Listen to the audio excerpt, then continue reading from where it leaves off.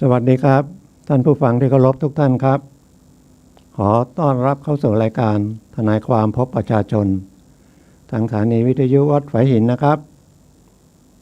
คลื่น FM 104.5 เมกะเฮิรตซ์ทาง YouTube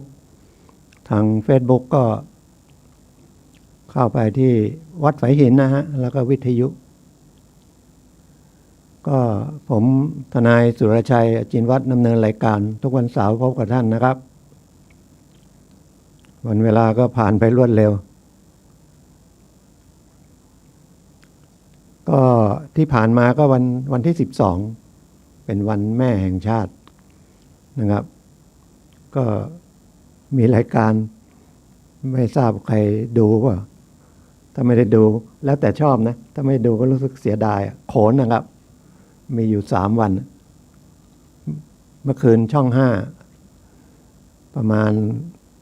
ใกล้ๆ3 ทุ่มแล้วประมาณชั่วโมงกว่าเป็นโขนที่บันทึกไว้นานไม่ทราบปีไหนนะก็แต่ว่าทันสมัยมากแล้วก็ผมยังนึกว่าจะทำยังไงน่าจะทำลงแผ่นซีดีขายจำหน่ายก็ได้นะเพราะว่าไม่น่าจะหาดูได้ละโขนก็หัดยากนะต้องใจรักจริงๆแล้วก็คนที่มาแต่ละบทบาทแต่ละตัวเขาก็ต้องเอารูปร่างหุ่นความสามารถด้วยนะครับก็เป็นผมตอนนั้นเรียนปวชอยู่มั้งแล้วไปบ้านเพื่อนไปเจอเนี่ยหนังสือเนี่ยรามเกียรติ์นั่งอ่านเพลินเลย900 กว่าหน้าวันหนึ่งข้าวก็ไม่หิวตอนแรกนึกว่ามันจะอ่านสนุกมันสนุกนะฮะแล้วพอมาดูโขนไม่ได้ดูนานแล้วเพราะว่าที่ออกทางทีวีก็วันที่พระเทพไปที่ดำเนินสะดวกที่ราชบุรีที่อุทยานร.2ยังมีโขนกลางแปลงแต่นี่มันโขนในโรงนะครับมีห่อเหินเดินอากาศได้สนุกฮะแล้วก็เป็นนาฏศิลป์ที่น่าจะประจำชาติแล้วก็ดีที่สุดของไทยแล้วคงจะหาดูยากนะก็แล้วแต่นะครับข่าวก็น่าจะมีเรื่องดีๆเนาะมีแต่เรื่องไม่ดีมันเรื่องดีๆมันมีนะไม่ใช่ว่าไม่มีมันต้องมีเรื่องในโลกในสังคมมันต้องมีเรื่องของความดีมากกว่าความไม่ดีแต่ก็นั่งแล้วก็คิดนะครับว่ามันการสื่อมวลชนนี่มันก็เอาจากธรรมชาติมนุษย์นะชอบดูความวิบัติ ความเดือดร้อนแล้วก็เป็นข่าวตั้งแต่ไหนแต่ไรเนาะหนังสือพิมพ์ก็พาดหัวข่าวปล้นค้ายาบ้าอย่างค้ายาบ้าจับมา2 วันนี้เมื่อวานนี้ที่ลำพูนไม่ใช่ที่ลำพูนหรอกจับเชียงใหม่เนี่ยข่าวการเมืองก็มันไม่มีข่าวดีเลยเนาะมีข่าวทะเลาะกันนะการเมืองภาคถนนเนี่ยมันก็เกิดความรุนแรงแล้วก็ยั่วยุแล้วก็แบ่งพรรคแบ่งฝ่ายเดี๋ยวนี้คุยกันก็ต้องดูด้วยว่าเขาเอ็นไปทางไหนเดี๋ยวคนใกล้ชิดกันก็จะผิดใจกันอีกแม้แต่ในครอบครัวนะเพราะว่าสังเกตนะครับมันเป็นยุคยังไงยุคแตกแยกยุคขาดสติอย่างอัฟกาน นิสถานนะครับ ที่ตอระบันนะตอรีบันนะกลุ่มกองโจรนะอเมริกาก็ไปสร้างไว้ เพื่อไปปราบ ตอนนี้อเมริกาถอนละเพราะว่าลงไปอยู่ประมาณ20 ปีทะเลาะกันเขาก็ยึดหมดเลยนะไม่มีระเบียบวินัยเอาผู้หญิงจุดไปหน่อยทำอะไรไม่รู้ อาวุธมันไปจากไหนมันไม่สร้างเองได้นะมันก็มีใหญ่ๆประเทศใหญ่ๆนั้นเนี่ยทำอาวุธได้ทางยุโรปทางรัสเซียทางจีน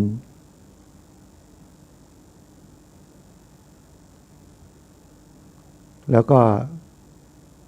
ไม่ได้เอาความ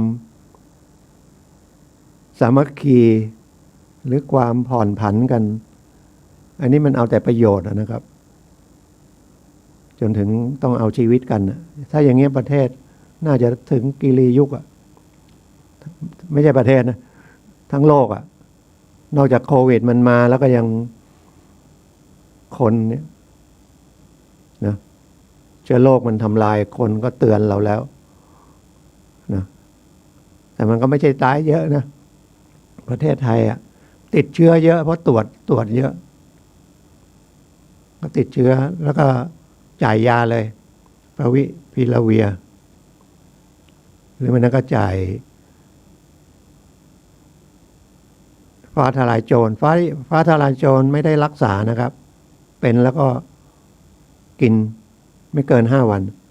ต้องถามเภสัชเนาะแล้วก็พอมันว่าฟ้าทลายโจรขายดีก็มีของปลอมอีกไม่ต้องกันหนีเข้ามาก็มี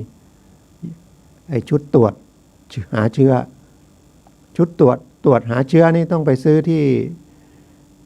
ร้านขายยาที่เป็นเภสัชนะครับเพราะว่าไม่นั้นเดี๋ยวเอามาก็เสียสตางค์เปล่าใช้ไม่ได้ผลแต่ราคามันก็200-300ก็แพงนะครับ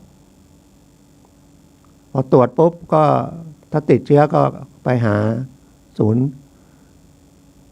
ที่นั่นเขาก็จะให้ยาก็แพทย์ชนบทเข้ามาอย่างเงี้ยข่าวดีๆไม่ค่อยออกข่าวท่านมาแพทย์ชนบทก็คือแพทย์ที่อยู่ต่างจังหวัดก็ระดมอาสาสมัครไปช่วยเป็นหมอเป็น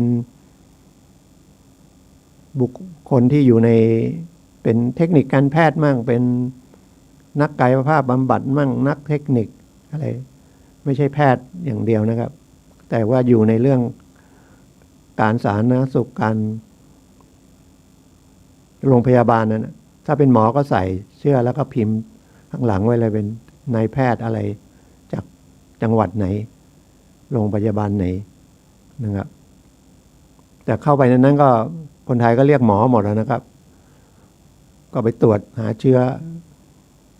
เขาก็บอกเขามีความภูมิใจนะมีคนหนึ่งไม่ใช่เป็นเทคนิคการแพทย์นะหรือนักกายภาพบำบัดอย่างเงี้ยผู้ชายบอกเขามีความสุขมากที่ได้ช่วยเหลือคนข่าวอย่างนี้มันน่าจะออกเยอะๆนะมีความสุขที่ได้ช่วยเหลือคนเหนื่อยไหมเหนื่อยสุดๆเลยเขาบอกห้องน้ำก็ไม่ค่อยไม่มีด้วยแต่เป็นผู้ชายก็ยังดีผู้หญิงยังไงอาหารการกินทำงานแบบลืมเหนื่อยแต่เหนื่อยแต่ถ้าภาษาพระเขาบอกเป็นความสุขเป็นความปิตินะได้ช่วยเหลือคนมันต้องสร้างอย่างนี้นะครับที่จริงวัฒนธรรมไทยก็พึ่งพาอาศัยกันเกื้อกูลกันแต่มันไปยังไงกลายเป็นความโลภอยากได้เงินได้ทองมาเอาเงินเป็นสาระว่าจะซื้อความสุขไม่ใช่ความสุขนะครับความสะดวกสบายก็แข่งกันทางวัตถุหมดเลยทางจิตใจก็เลยมันก็ลดลงไปความเห็นในแก่ตัวมันก็มากขึ้นแล้วคราวนี้แบ่งพรรคแบ่งพวกไปกันลิงที่ลุงตุงนั่งเลยบ้านเรือนเปรียบว่าประเทศไทยเป็นบ้านอย่างเงี้ยก็เสียหายหมดแล้วก็ไม่พอก็ไปถึงพระมหากษัตริย์อย่างเงี้ย ประเทศไทยอยู่ได้มาถึงขนาดนี้ก็เพราะพระมหากษัตริย์สร้างทุกอย่าง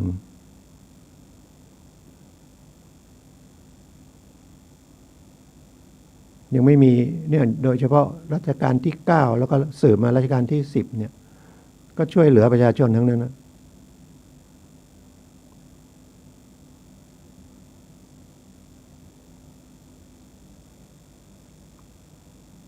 แต่จะทำลายสถาบันกษัตริย์ถ้าไม่มีสถาบันกษัตริย์พวกประเทศไทยก็ไม่มีแล้วเดี๋ยวคุยมากไม่ได้ เดี๋ยวไปกันใหญ่เดี๋ยวก็จะทะเลาะกันต่อตรงเนี้ย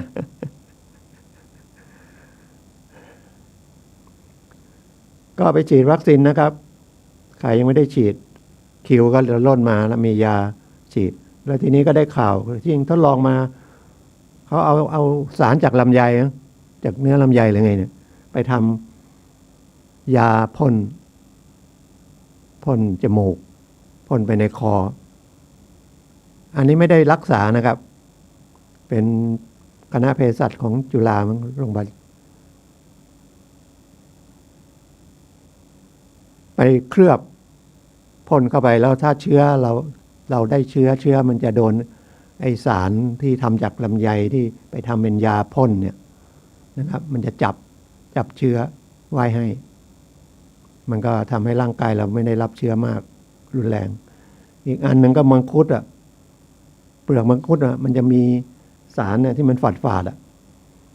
นะก็จะมาทำยาได้มันลำไยแล้วก็ปลูกกินเนื้ออย่างเดียวก็ราคาไม่ดีแล้วผลก็ไม่สวยด้วยนะครับเพราะว่ามันก่อนมีโควิดประเทศจีนก็เข้ามาประเทศจีนก็ชอบกินผลไม้แล้วเราก็ขายทั้งคนที่มาเที่ยวขายทั้งส่งออกแล้วก็การปลูกลำไยก็คนไทยก็ตั้งสหกรณ์มาก็ตั้งนานเนาะแต่มันไม่เป็นตามที่หลักสหกรณ์นี่ก็ราชการที่ไหนตั้ง รวมกันไม่ได้นะคนไทยอย่างลำไยมันน่าจะรวมกันก็มีนะชมรมลำไยกลุ่มลำไยผลิตลำไยตั้งเป็นสหกรณ์แต่ว่ามันไม่ได้ตามหลักการฉันก็ปลูกของฉันหรือโครงการอะไรที่รัฐบาลว่าแปลงใหญ่เพื่อจะได้ลดต้นทุนการผลิตรวมกันก็หายเงียบไปกะมีลำไย100 ต้นก็อยากให้มันติด100 ต้นแล้วทุกคนก็อยากให้ติดทุกต้นเลยแล้วก็ไม่ได้คำนวณว่า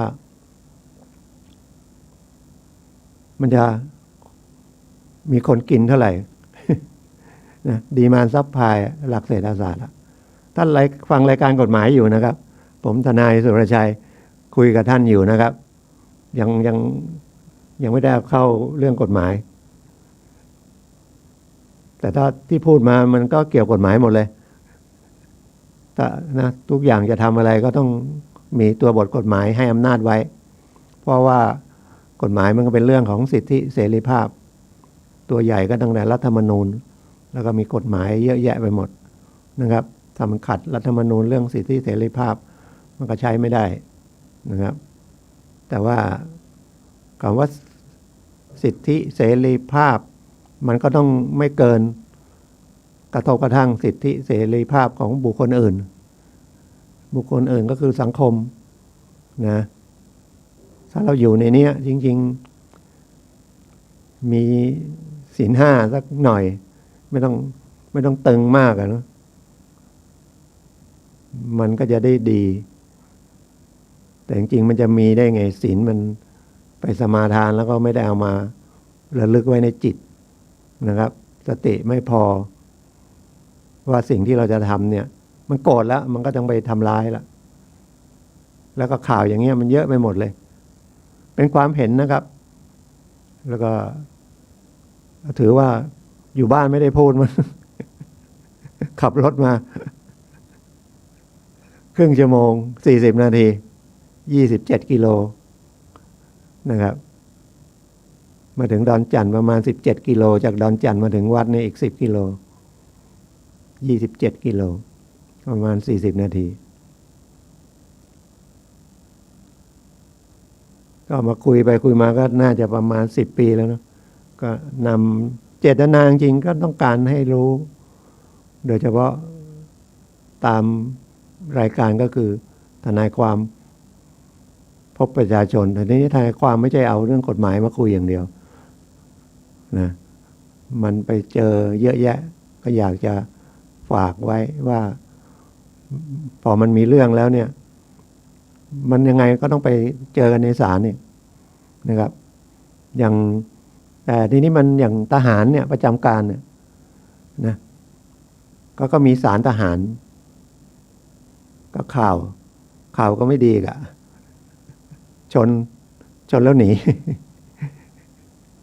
แล้วก็บอกว่าไปเจอกันที่ศาล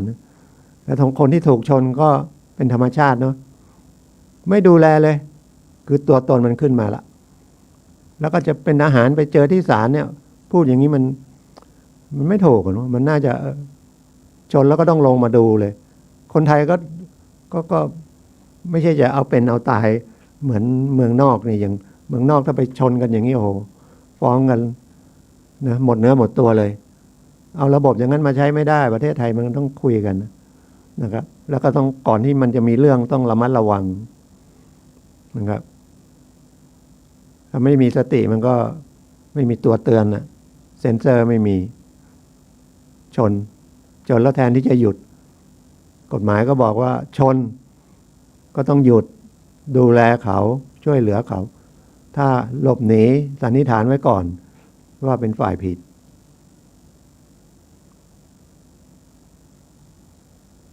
แต่ถ้ามันเป็นอุบัติเหตุทางรถยนต์แล้วก็ทางการจราจรเนี่ยนะแล้วอยู่ในทางสาธารณะนะเราก็ได้ดูแลจากพรบนะพรบภาคบังคับนะประหยัดผู้ประสบภัยจากรถยนต์นะครับไปโรงพยาบาลก็ถ้าเกิดจากทางรถยนต์เนี่ยเขาก็ต้องให้การรักษา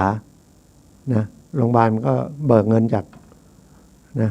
บริษัทประกันภัยหรือกองทุนผู้ประสบภัยจากรถยนต์น่ะก็ต้องนึกว่ามันไม่ใช่ชนแล้วหนีไปอย่างเงี้ยจำกท.ก็ไม่ได้ไม่ใช่จำกท.คนกรุงเทพเรียกทะเบียนรถเป็นกท.ทะเบียนรถไม่ได้แต่มันชนตรงบนถนนก็คือต้องไปแจ้งโรงพักก่อนโรงพักก็ต้องมาดู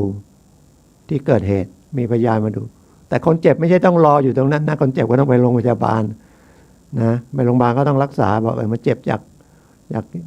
ยานพาหนะจากทางรถยนต์เนี่ยรถยนต์หรือรถจักรยานยนต์เนี่ยก็ต้องรักษาให้ไปที่โรงพยาบาลหลวงโรงพยาบาลรัฐบาลนะครับดีจะตายประเทศไทยรักษาทุกโรคไม่ต้องจ่ายตังค์เลยนะจ่ายกันน้อยมากนะครับถ้าใช้ยาตามยาที่ขึ้นทะเบียนไว้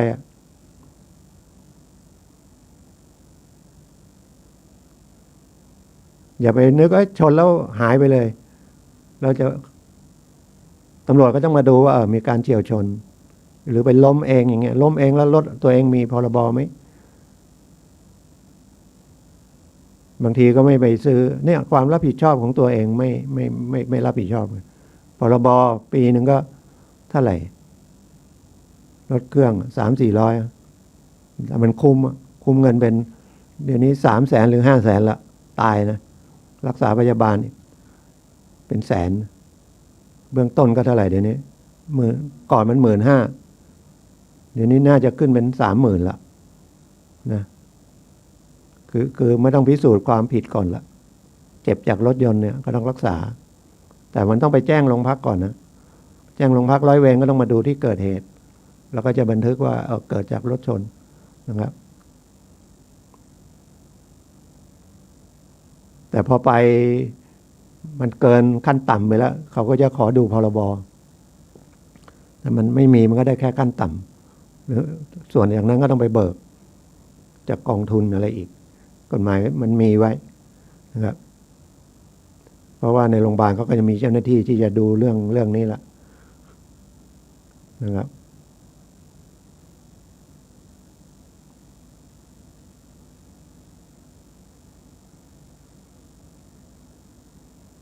ก็ข่าวก็น่าจะเสนอเรื่องดีๆเนาะเยอะแยะเลยนะเด็กคนนั้นก็เก่งเนาะพ่อแม่ก็พ่อขับรถ6 ล้อ10 ล้ออะไรนั่นนะแม่ก็ช่วยพ่อทำงานบ้านตั้งใจอยากเป็นทหารนะถามตั้งแต่เด็กก็บอกเป็นทหารสอบติดที่3 เหล่าทัพเลยแต่แล้วก็ไม่มีเงินเรียนแต่ตอนนี้รู้สึกกองทัพบกรับไปเรียนละให้ทุนแต่ไปดูอีกอันหนึ่งก็สอบตำรวจได้ที่8เลยดูว่าข้อสอบทหารง่ายกว่าข้อสอบตำรวจหรือว่าคนไปเป็นทหารน้อย คนอยากไปเป็นตำรวจเยอะคนเก่งๆหรือข้อสอบมันยากก็แล้วแต่นะแล้วแต่มุมมองอาจจะไปตำรวจเยอะ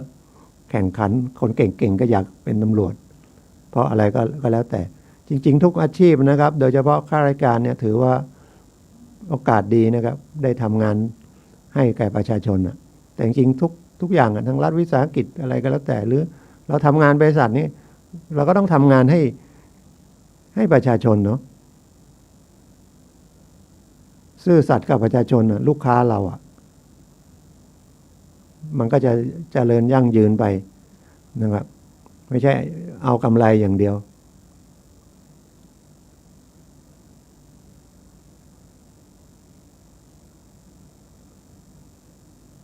วันนี้อยากจะคุยในประมวลกฎหมายอาญานะครับมันก็มี3 ภาคนะฮะภาค 1ก็บทบัญญัติทั่วไปภาค 2ก็เรื่องความผิดภาคที่3ละหูโทษแต่จะคุยเรื่องละหูโทษเท่าที่มันมีเวลาอยู่นะครับในละหูโทษเขาก็เอ่ยไว้ว่าอันไหนเป็นเรื่องของละหูโทษนะครับอยู่มาตรา102ความผิดละหูโทษนะครับวันนี้ก็เอาหนังสือมาประมวลมาดู ตัวน้อยนิดเดียวแล้วก็ไฟไม่ค่อยมองไม่ค่อยเห็นละอยู่ในลักษณะ2นะบทบัญญัติที่ใช้แก่ความผิดละหูโทษความผิดละหูโทษคือความผิดที่ต้องระวังซึ่งต้องระวังโทษจำคุกไม่เกิน1 เดือนหรือปรับไม่เกิน10,000 บาทแก้มานะครับแก้มาหลายปีแล้วก่อนนี้มัน1,000 บาทเองนะครับ1 เดือนเหมือนกันแต่1,000 บาทหรือ5,000 บาทเดี๋ยวนี้เปลี่ยนเป็น10,000นะครับสูงสุดหรือทั้งจำทั้งปรับอันนี้หมายถึงว่าถ้าโทษไม่เกินเพราะว่ามันความผิดของคดีอาญานี่มันไม่ใช่มีอยู่ในเฉพาะประมวลกฎหมายอาญามันมีความผิดในพระราชบัญญัติอื่นด้วยนะเยอะแยะไปหมดเลยพระราชบัญญัติที่มีโทษอันนั้นก็ถือเป็นกฎหมายอาญาซึ่งคนที่ดูแลก็แล้วแต่ส่วนใหญ่จะเป็นตำรวจนะครับถ้าความผิดแล้วมันมีโทษที่ระบุไว้นะครับจำคุกไม่เกิน1 เดือนปรับไม่เกิน10,000 บาทถือเป็นความผิดละหูโทษนะครับแล้วก็บัญญัติไว้อีกว่าความผิดละหูโทษเนี่ยนะครับตามประมวลกฎหมายนี้แม้นกระทำโดยไม่มีเจตนาก็เป็นความผิดที่พูดอย่างนี้เพราะว่าปกติเนี่ยกฎหมายอาญาทั่วไปหรือกฎหมายที่เป็นความผิดอาญานะมันต้องมีเจตนานะครับถ้าไม่มีเจตนาบางอันก็บอกว่าประมาทต้องรับหลักมันเอาเจตนาก่อนนะครับคำว่าเจตนาคือรู้ตั้งใจทำถึงเวลาคนที่เมาอันนั้นกินเหล้าเมาแล้วอ้างว่าเมาไม่รู้ไม่ได้แต่เมาถ้าเกิดโดนมอมยาแล้วเมาแล้วขาดสติโดนกรอกเหล้าเข้าไปแล้วไปทำความผิดถ้าพิสูจน์ได้มันก็ทำว่าเมา คือขาดเจตนานะครับกฎหมายแพ่งกฎหมายจะเป็นกฎหมายแพ่งก็ดีกฎหมายอาญาก็ดีเจตนานะเพราะว่าคนเราก็อยู่ที่ใจนั่นแหละใจนั่นแหละเจตนานะครับร่างกายนี่มันใจอ่ะมันต้องเริ่มที่ใจก่อนแล้วร่างกายเป็นเครื่องมือของใจนะไปลักทรัพย์เขาอย่างเงี้ยมันต้องนึกในใจก่อนละมีเจตนาเอาทรัพย์ผู้อื่นไปนะครับแต่ถ้าเป็นละหูโทษเนี่ยโทษมันน้อยไม่มีเจตนาเพราะว่าถ้ามันจะมีเจตนาโทษมันน้อยกฎหมายเลยเขียนว่าถ้าไม่ต้องมีเจตนาก็เป็นนะครับเช่นถามชื่อแล้วไม่ตอบอย่างเงี้ยหรือทิ้งขยะมูลฝอยอย่างเงี้ยเผลอจริงๆมันต้องมีเจตนานะทิ้งขยะมูลฝอยไม่มีเจตนาได้ไงนะครับมันจะมีเจตนามีประมาทนะฮะถ้ามันพิสูจน์ได้ว่าไม่มีเจตนานะครับแต่มันเป็นพลาดไหมนะแต่ถ้าเป็นละหูโทษเนี่ยหรือความพยายามนะอันนี้ไม่มีเจตนาเป็นนะครับเป็นความผิดในเรื่องของละหูโทษพยายามกระทำผิดละหูโทษไม่ต้องรับโทษแต่ถ้าเป็นคดีอาญาทั่วไปนะพยายามกระทำความผิดหรือทำความผิดไม่สำเร็จเนี่ยเป็นการพยายามอันนั้นต้องรับโทษนะครับฟังไปแล้วกันนะครับ อันนี้อย่าดูว่าไม่ค่อยสนุกแล้วมั้งเอากฎหมายมานั่งอ่านกันนะครับฟังเป็นความรู้ไว้นะครับยกตัวอย่างไม่ใช่ยกตัวอย่างเลยนะก็ละหูโทษมันก็อยู่ภาค3มันมี32มาตราวันนี้ได้เท่าไหร่ก็เท่านั้นนะแล้วก็เที่ยวหน้าไม่ลืมก็มาต่อ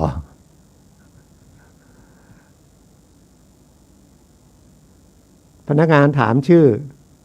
ซึ่งเขาต้องถามโดยหน้าที่อย่างเงี้ยถ้าไม่ตอบนะครับก็ถือว่ามีความผิดปรับไม่เกิน 1,000 บาทอันนี้โทษน้อยหรือตอบชื่อไปผิดอะไรเงี้ยไม่ยอมบอกชื่อหรือแกล้งบอกชื่อหรือที่อยู่อันเป็นเท็จคุณก็โดนปรับนะครับอันนี้โดนปรับอย่างเดียวปรับแล้วก็ถือว่าจบนะครับแต่ถ้ามีโทษจำคุกก็ต้องไปขึ้นศาลสั่งนะต้องฟ้องคดีในละหุโทษทราบคำสั่งของเจ้าพนักงาน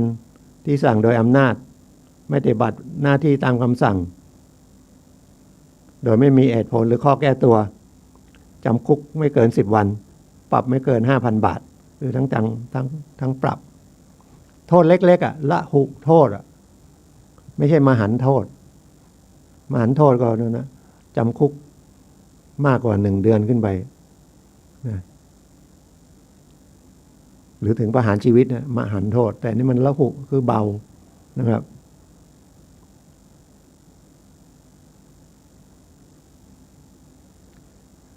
แต่ถ้าว่าการสั่งของเจ้าพนักงานนั้นนะเป็นการช่วยเหลือในกิจการที่กฎหมายกำหนดนะครับต้องระวังคุกไม่เกิน1 เดือนปรับไม่เกิน 10,000 บาทอันนี้โทษหนักละถือว่าหนักละหรือเขามีประกาศอยู่อย่างเงี้ยไปฉีกประกาศเขาทำลายนะครับอันเนี้ยก็เป็นโทษปรับไม่เกิน 5,000 บาทแสดงว่าเบาไม่มีโทษจำคุกส่งเสียงเอะอะเนี่ยนะครับอึ้งโดยไม่มีเหตุอันสมควรให้ประชาชนตกใจเดือดร้อนมีไหม กินเหล้าเฮฮาก็โดนอันเนี้ยนะปรับ 1,000 สมัยก่อนปรับ100ตั้งแต่หลังเพิ่มขึ้นมานะครับเพิ่มมา10 เท่าเลยเพราะค่าของเงินมันน้อยสมัยก่อนปรับ100มันก็แพงเนาะ100มีค่านะครับผมไปโรงเรียนได้20 บาทนะปี0ประมาณ10อะไรเงี้ย50 ปีแล้ว สมัยปรับร้อยโอ้โหสูงมากพกพาอาวุธไปในเมืองหมู่บ้านปรับไม่เกิน1,000 บาทนะครับแล้วก็สั่งให้ลิฟต์อาวุธนะครับในรถเนี่ยมันมีดปอกผลไม้มีดพับอะไรเนี่ยถ้าไม่มีเหตุผลก็ถือว่าผิดนะถ้าเขาจะเอาเรื่องไม่ต้องพูดถึงอาวุธปืนไปอีกเรื่องหนึ่งเลยนะครับพกมีดถ้ามันมีเหตุผลก็มีดพกมีดพับอะไรนะฮะเพราะว่ากฎหมายเขียนไว้กลัวว่าพอมันมีเรื่องแล้วแทนที่จะถ้ามันไม่มีอาวุธมันก็เสียหายน้อยนะครับมีอาวุธมันอาจถึงตายก็เลยไม่ให้พกอาวุธเลยแต่เราก็เห็นถ้าอยู่ต่างนอกเขาก็ออกไปทำสวนขี่รถเครื่องไปอะไรไปหรือเอาปิกอัพไปก็มีมีดมีพระติดไปอันนั้นก็ไม่เป็นไรมีเหตุหรือคนที่เขาขายผลไม้ขายแตงโมมันก็มีมีดนะขายเงาะขายทุเรียนมันก็ต้องมีมีดแต่ถ้าไม่มีเหตุผลอันสมควรนะพกพาอาวุธเข้าไปในหมู่บ้านชุมชนอะไรเงี้ยก็มีโทษก็โทษตำรวจจับไปก็ปรับนะครับไม่รวมอาวุธปืนนะครับ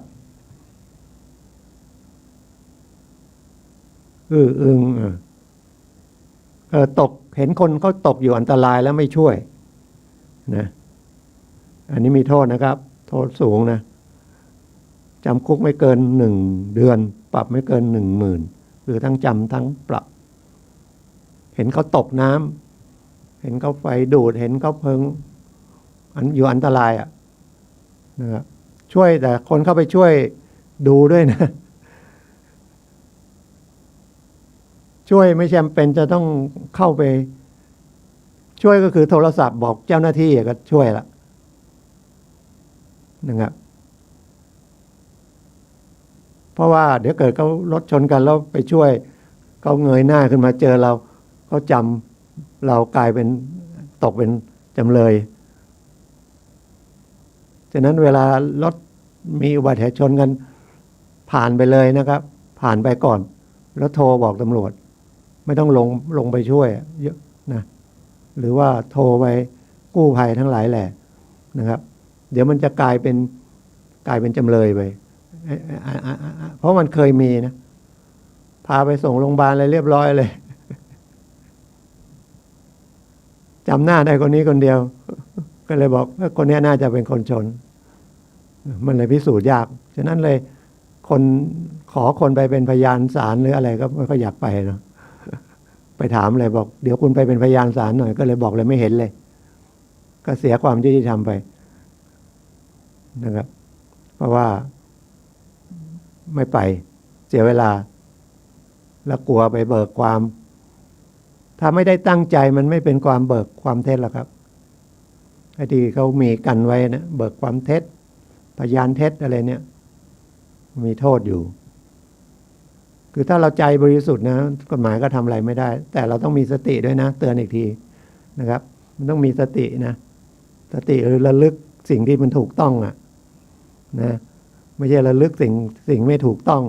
อันนั้นมันไม่ใช่มีสติแล้วสติมันต้องนึกว่าอย่าขับรถเร็วนะครับอย่าไปแทรกไปปาดหน้าฝนตกก็ต้องเบารถอะไรนะครับก็เมื่อวานทีวีก็เนี่ยมันก็ออกข่าวไม่ดีเข้าซอยแล้วเข้ายากรถเครื่องจอดคล้ายๆทำให้ขับเข้าไปยากเปิดประตูลงมาเลยถีบมอเตอร์ไซค์ล้มหมด3-4 คันบอกเกะกะถนนแต่ก็ดีนะผู้จัดการบริษัทก็บอกไม่เอาเรื่องดีเพราะว่าถ้าเอาเรื่องก็จะยาวแล้วก็เสียหายมากกว่านี่มันรถพนักงานแล้วก็จอดที่จริงมันไปได้นะแต่เขาเกิดอาการหมั่นไส้มั้ง ขับลำบากหน่อยแล้วไม่ใช่คนขับด้วยนะเป็นคนนั่งข้างหลังเปิดประตูข้างหลังมา ถีบมอเตอร์ไซค์ล้ม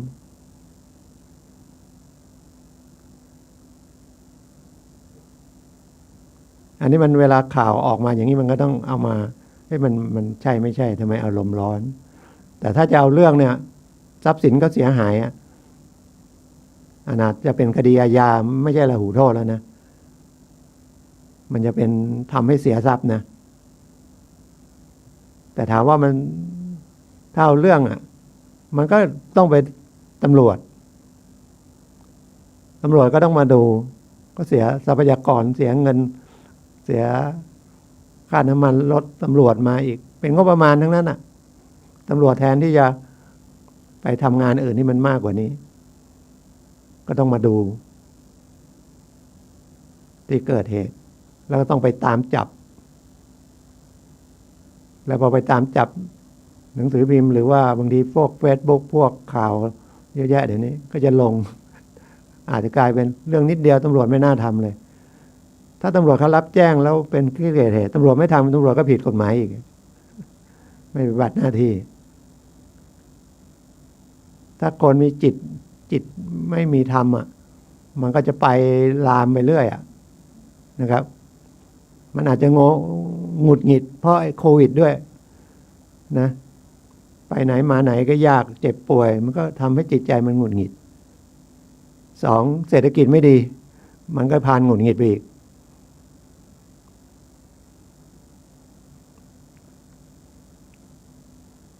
แต่ข่าวดีๆไม่ใช่ว่าไม่มีอะไรนะมีอย่างคนไปแจกของเนี่ยแต่ก็ลงน้อยมีนะครับ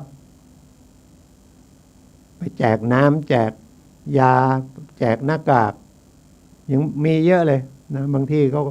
ก็ไม่ได้ออกข่าวเขาไม่อยากให้ออกข่าวบางทีไปออกข่าวก็หาว่าสร้างภาพอะไรมันไปอย่างนั้น เอาว่าต่อตกอันตรายนี่ต้องช่วยด้วยความฉลาดนะด้วยมีสตินะเดี๋ยวยุ่งตามกำลังด้วยไม่ใช่เขาตกน้ำเนี่ยไม่ต้องลงไปนะหาไม้หาอะไรเรียกคนมาช่วยโยนอะไรให้แต่ลงไปเราไม่เคยฝึกถึงจะว่ายน้ำแข็งว่ายน้ำเป็นถ้าไม่ได้ฝึกไม่ใช่นักกีฬาว่ายน้ำอย่างเงี้ยช่วยคนตกน้ำไม่ได้เดี๋ยวเขาก็ลัดเราตายไปด้วยกันเพราะคนนั้นเขาก็จะลัดอย่างเดียวนะครับต้องฝึกแล้วก็ต้องซ้อมจะเข้าไปช่วยยังไงต้องโยนสิ่งที่ช่วยได้ให้เขานะครับทำทางระบายน้ำร่องน้ำท่อระบายสิ่งโสโครกอันเป็นสิ่งสาธารณะเกิดขัดข้องไม่สะดวกปรับไม่เกิน 5,000 ทิ้งของไปท่อน้ำสาธารณะถ้าเป็นของบุคคลกฎหมายเขียนสาธารณะคำว่าสาธารณะก็เพื่อสังคมทั่วไปเนาะทิ้งขยะตันเลยทิ้งของไม่น่าทิ้งก่อนของไม่ขามันเดี๋ยวนี้ดีแล้วเนาะบางทีลอยมาหรือคลองอื่นๆบางทีที่นอนทั้งหลังลอยมาเลยขยะไม่รู้จะทำไงเนี่ยทิ้งหรือโฟมหรืออะไรเนี่ยมันไม่สลายเนี่ย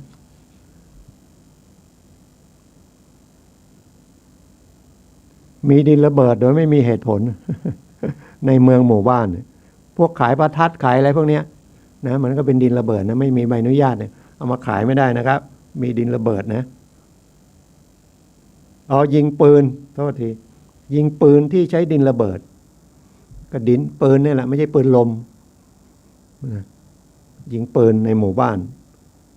จำคุกไม่เกิน10 วันปรับไม่เกิน 5,000 ยิงปืนชอบยิงนะบางทีก็สุริยคราสจันทคราส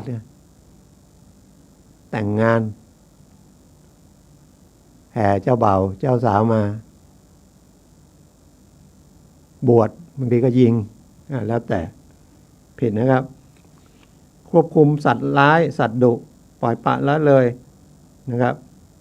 เลี้ยงสุนัขไว้สุนัขดุหรือเลี้ยงสัตว์ดุไม่ได้นะอันนี้จำคุกไม่เกิน1 เดือนปรับไม่เกิน 10,000อันนี้โทษหนักของละหูโทษนะ นะครับฉะนั้นใครจะเลี้ยงสุนัขเลี้ยงที่มันใจดีๆนะแล้วก็รักมันนะให้มันเห็นคุณกับคนนะเอาไว้เห่านะไม่ใช่เอาไว้กัดบางคนขังมันไงแล้วมันก็เครียดแล้วกลางคืนปล่อยหรือมันเป็นพันธุ์ที่มันดุนะอย่างสมัยก่อนอะไรมีข่าวพวกรอตไวเลอร์อะไรพวกนี้แต่จริงๆมันก็ไม่ดุก็มีก็แล้วแต่นะเลี้ยงได้นะครับแต่ถ้ามันปล่อยปละละเลยไปเป็นทำอันตรายแก่บุคคลอื่นเนี่ยโดนปรับก่อนโทษก่อนนะครับส่วนค่าเสียหายต่างหากนะไม่ใช่ปรับแล้วเลิกคุณต้องรักษาแผลเขาต้องไปฉีดวัคซีนกันพิษสุนัขบ้าฉีดบาดทะยักเขาเสียเวลาคุณต้องจ่ายสินไหมทดแทนเขาก็ต้องตามควรนะครับ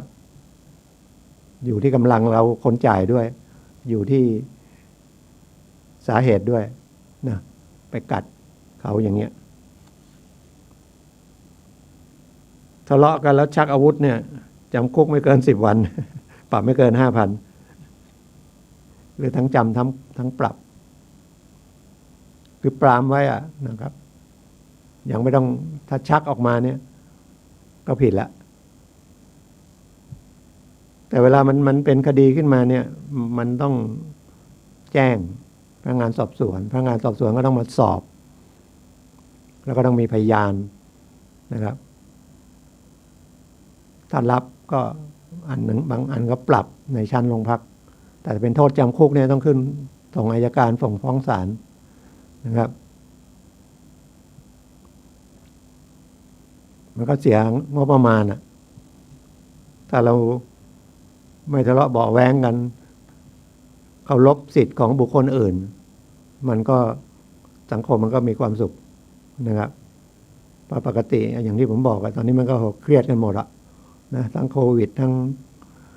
เศรษฐกิจทั้งลูกไม่ได้ไปเรียนหนังสืออีกปกติเอาลูกไปเรียนหนังสือมันก็แบ่งเบาภาระพ่อแม่ในเรื่องต้องเลี้ยงดูนะแต่เงินนะต้องจ่ายก็เหมือนเอาไปใ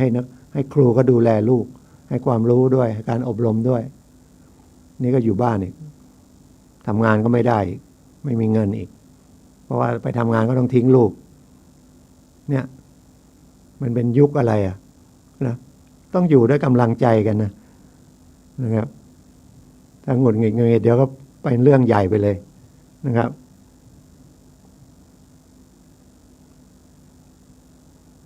เขามีบ่ออยู่เอาขยะไปทิ้งในบ่อสระน้ำหรือที่น้ำขังบ่อน้ำสระน้ำที่ใช้สำหรับประชาชนใช้นะครับหรือแม่น้ำลำคลองก็ดีเอาขยะไปทิ้งก็ผิดนะครับผิดเยอะด้วยนะผู้ใดทำให้เกิดปฏิกูลแก่น้ำในบ่อสมัยก่อนก็ใช้น้ำบ่อนั่นแหละนะสระขุดไว้สำหรับใช้น้ำสาธารณชนใช้หรือที่ขังน้ำประชาชนใช้สอยทั่วไปอันนี้โทษหนักก็คือจำคุกไม่เกิน1 เดือนปรับไม่เกิน10,000หรือทั้งจำทั้งปรับทารุณสัตว์ก็ไม่ได้นะฆ่าสัตว์โดยไม่ได้รับทารุณสัตว์ทำร้ายสัตว์ฆ่าสัตว์อย่างทารุณ โดยไม่จำเป็นอันนี้ก็โทษหนักหมาฉันนี่ฉันจะตีมันจนตายใครจะมายุ่งใครก็ไม่กล้าไปยุ่งเนาะยุ่งเดี๋ยวมันก็มาถึงเราด้วยเราก็ต้องแจ้งเวลาจะแจ้งก็ต้องโทรไปนะแต่ตำรวจเขาจะมาไหมก็แล้วแต่นะครับโทรไว้เนี่ยมันตีหมา ผมยังเคยเนาะเขายิงหมาผมตายผมแค้นขนาดเลย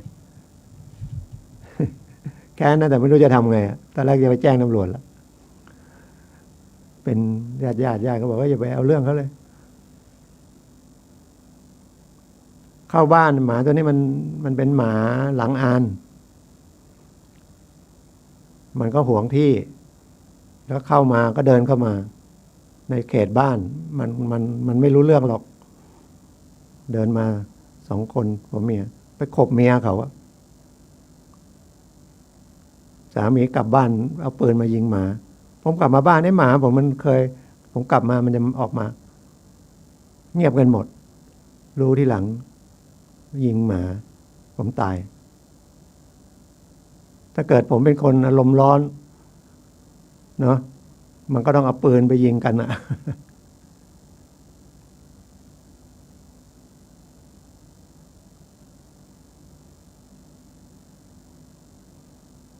คือถ้าควบคุมอารมณ์ไม่ได้เนี่ยมันจะเรื่องเล็กเป็นเรื่องใหญ่แล้วไม่คุ้มเลยผมไม่เห็นมีเรื่องเล็กเป็นเรื่องใหญ่แล้วไม่คุ้มสักทีนะฉะนั้นใจเย็นๆนะครับอันนี้ยิงมาดีนะก็ลูกชายดิโมโหร้ายก็ต้องไปปลอบลูกชายยังไงตัวนั้นก็คือเอามาให้ลูกชายเลี้ยงนั่นนะครับนี่มันก็ไปขบเขา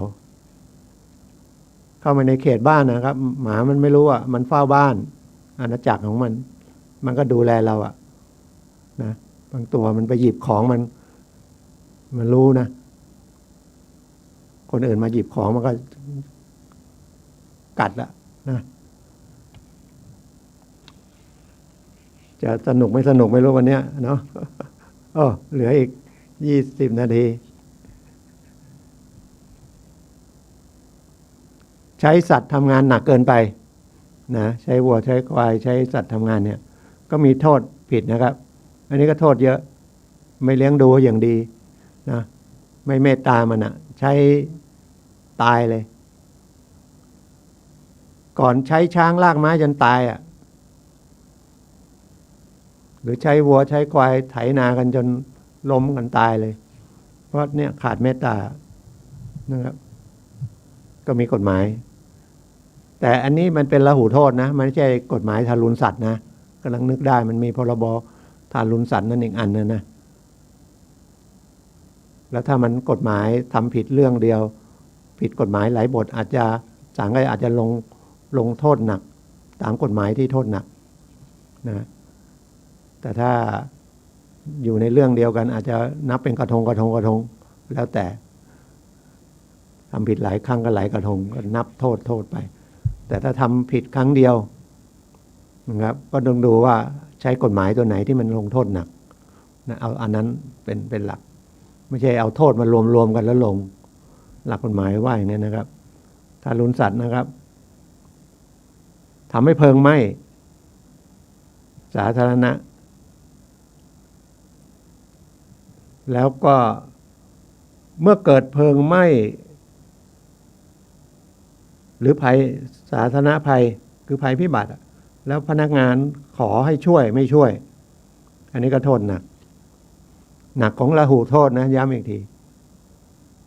จำคุกไม่เกิน1 เดือนปรับไม่เกิน10,000หรือทั้งจำทั้งปรับเจ้าหน้าที่ก็ดับไฟก็เรียกไปช่วยดับไฟอย่างไฟป่าอย่างเงี้ยขอไปช่วยไม่ช่วยอาจจะมีความผิดอันนี้ก็ได้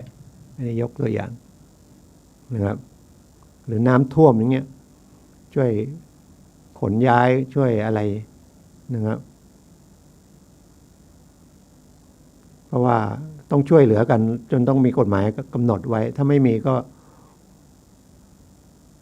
ก็ทำอะไรไม่ได้มันก็คนก็อาจจะไม่เกรงบอกนะครับเพลิงไหม้ก็ช่วยกันดับ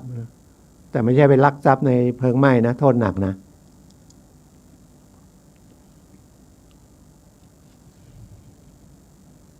จริงๆถ้าดูหลักกฎหมายก็คือเขาก็ต้องการสำหรับคนที่จิตยังไงไม่สาธารณะจิตไร้เมตตาน้อยนะครับก็เลยต้องลงโทษนะครับแต่ก่อนถึงตรงนั้นจริงๆมันต้องอบรมให้เข้าใจนะเข้าใจว่าควรพึ่งพาอาศัยกันนะอย่าเบียดเบียนสังคมถ้าเบียดเบียนสังคมก็เท่ากับเบียดเบียนตัวเองอ่ะคุณต้องรับโทษนะครับปล่อยข่าวลือ นะเขาเขียนว่าแกล้งบอกข่าวความเท็จเรื่องลือปล่อยข่าวลือนี่ก็จำคุก1 เดือน ไม่เกิน1 เดือนปรับไม่เกิน10,000 บาทข่าวลือผีกระสือผีกาหังทำให้คนตกใจกลัวอะไรอย่างเงี้ยนะครับข่าวลือนานแล้วนะสมัยผมเพราะว่ายักษ์จะมากินเมืองตอนผมเด็กๆแล้วก็ต้องหาหินหรือหาอะไรเสกให้พระหรือไงเอามาไว้บ้านไม่รู้ใครเคย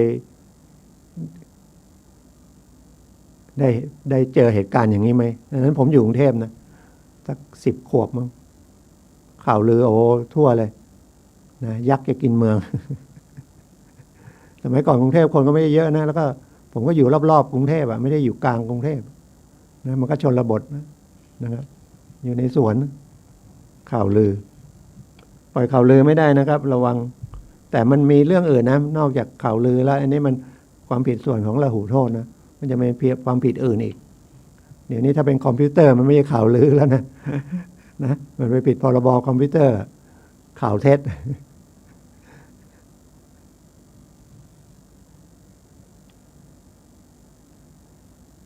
อันเนี้ยมันน่ามาใช้ก็ไม่ค่อยใช้กันนะผู้ใดโดยไม่ได้รับอนุญาตอันชอบด้วยกฎหมายกีดขวางทางสาธารณะเนี่ยกีดขวางทางสาธารณะอย่างที่เมื่อกี้นะจนเป็นอุปสรรคต่อความปลอดภัยหรือความสะดวกในการจราจรหรือวางหรือทอดทิ้งสิ่งของ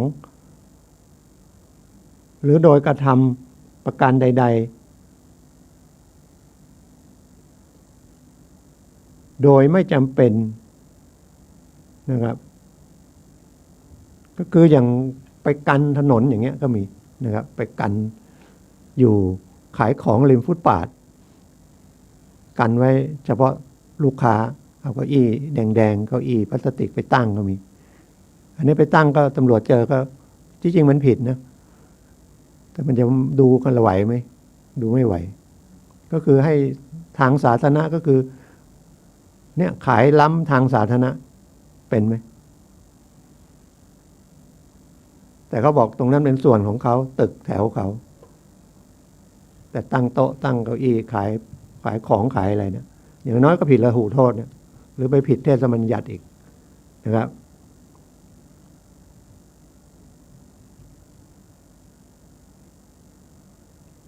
ทำร้ายผู้อื่นนะประมาทเป็นเหตุผู้อื่นได้รับอันตรายอันนี้ก็จำโทษจำคุกไม่เกิน1 เดือนปรับไม่เกิน10,000นะครับ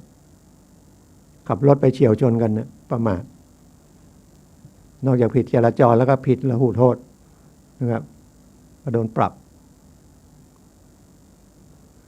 ถ้าเรามีใจที่ถือว่าทุกคนเนาะจริงๆเกิดมาก็ทุกข์ทั้งนั้นนะความทุกข์นะพระเจ้าบอกเกิดเป็นทุกข์เกิดอะไรก็เป็นทุกข์หมดแต่ทีนี้มันเกิดมากกว่าขึ้นไปยิ่งมีตัวตนสูงเท่าไหร่มันก็ยิ่งมีความทุกข์มากมีตำแหน่งหน้าที่นะครับบางทีมันทำให้อีโก้มันมากขึ้นนะหรือความโลภเนี่ยมันมากขึ้นมาเป็นคนธรรมดาพอเป็นพ่อหลวงอย่างเงี้ยสมมุตินะครับสมมุติบางคนนะครับ มีตำแหน่งแล้วนะครับลูกก็คิดว่าพ่อเป็นผู้ใหญ่บ้านอย่างเงี้ยเอาเป็นผู้ใหญ่บ้านแล้วกันเนาะ ก็ไปเกเรบอกยังไงก็พ่อดูแลได้เนี่ยคิดผิดที่จริงคนยิ่งใหญ่เท่าไหร่ก็ควรจะเล็กลงเท่านั้นนะไม่ใช่ใหญ่ไปตามยศตามตำแหน่งมันจะเดือดร้อนกันใหญ่นะครับเคยเจอขนาดเจ้าหน้าที่ตรวจรถก็